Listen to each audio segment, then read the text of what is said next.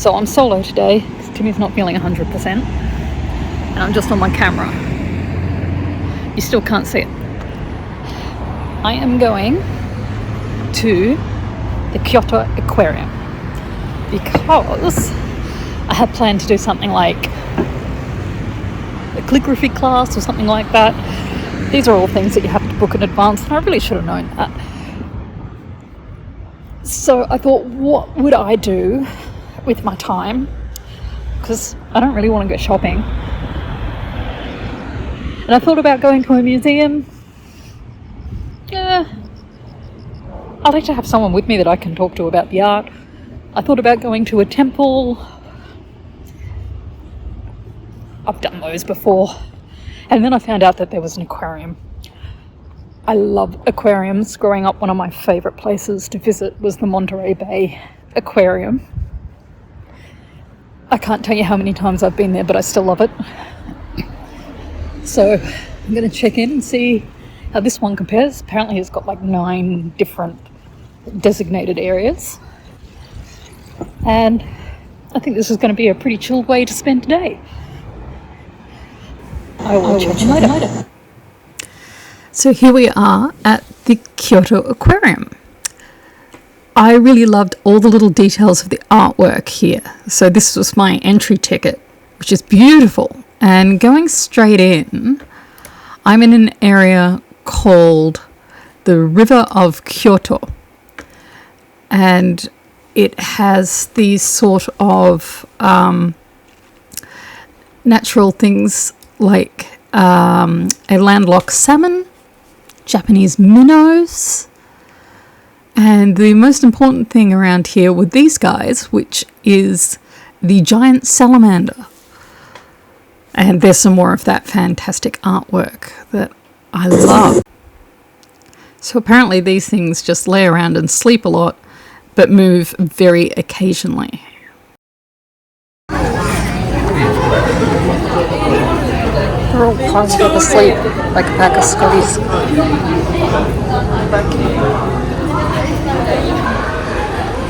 So this is the fur seals exhibit, which is reminding me a lot of the, there he goes again, of the otter habitat at the Monterey Bay Aquarium. Sitting right up there is one. You just see his tail there.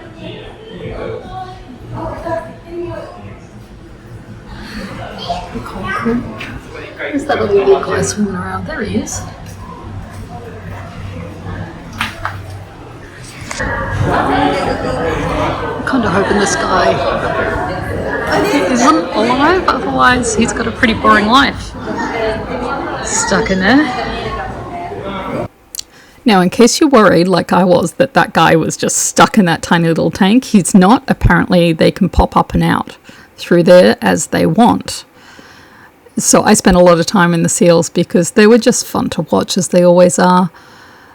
I know the environment looks a little stark, but they seem to be enjoying themselves, and they do things like you're able to watch them feed, and you get to view them from different angles. It's really quite relaxing and special.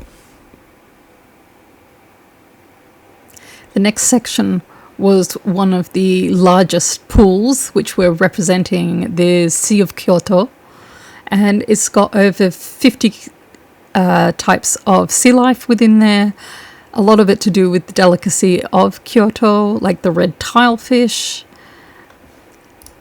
But it's one of those places where you could walk around, you could see it from different angles.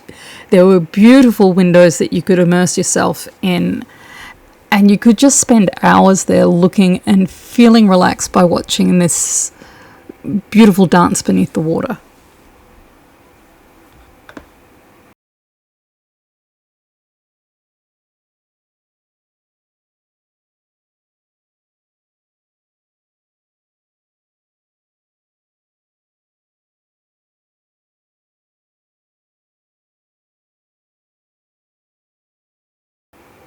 Are you ready for some cuteness?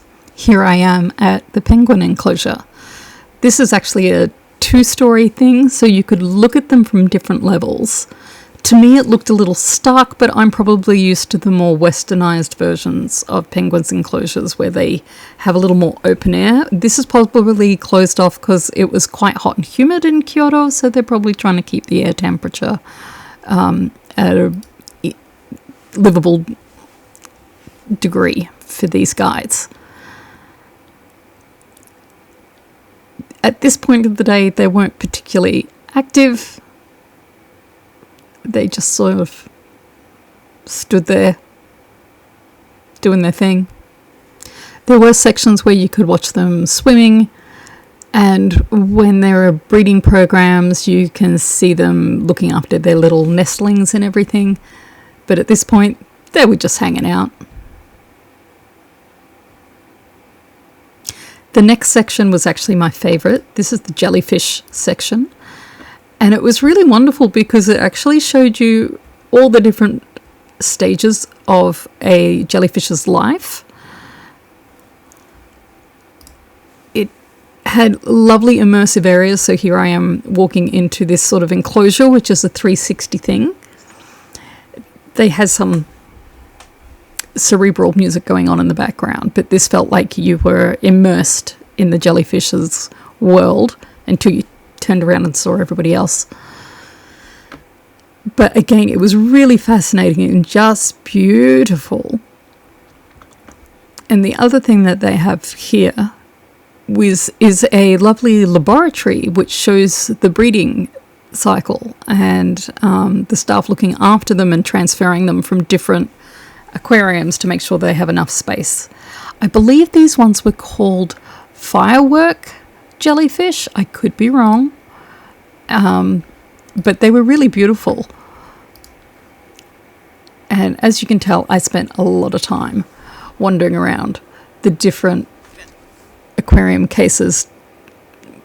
They're just beautiful to watch, and the different way that they move and pulsate. That's the laboratory there. Unfortunately, I didn't interact with anyone not speaking enough Japanese. And these were teeny tiny little babies.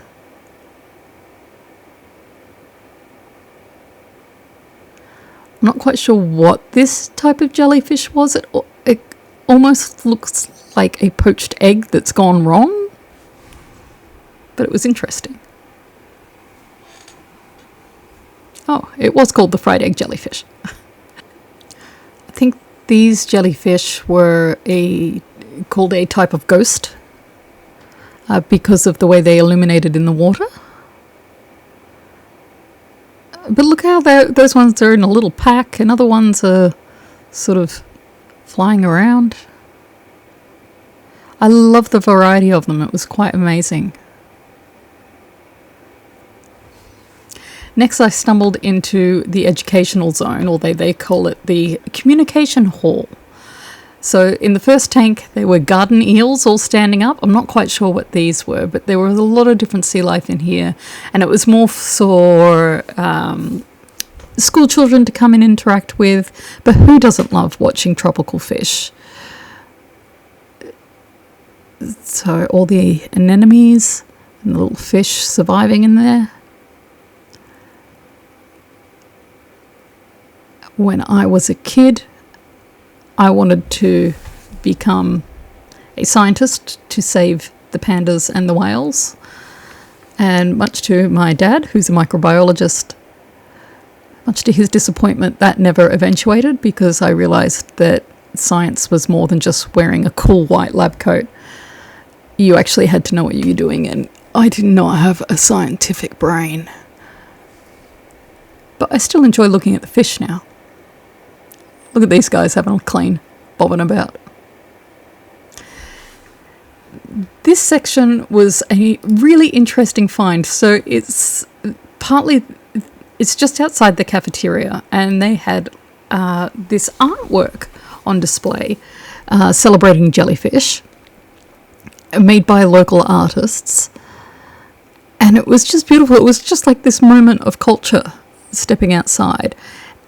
And this area is a rice paddy, which they've got set up there so that you can sort of experience the countryside of Kyoto and what type of local produce would be used in the local cuisine. And these fishery areas, the fish can actually come in and spawn and lay their eggs there. At this time of the year, though, there was a lot of mosquitoes, so I didn't spend too much time out here. I was just kind of having a look because it was just so unusual.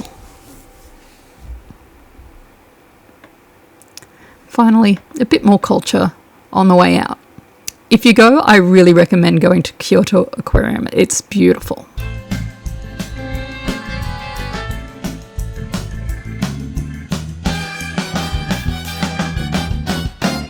Mooch! What?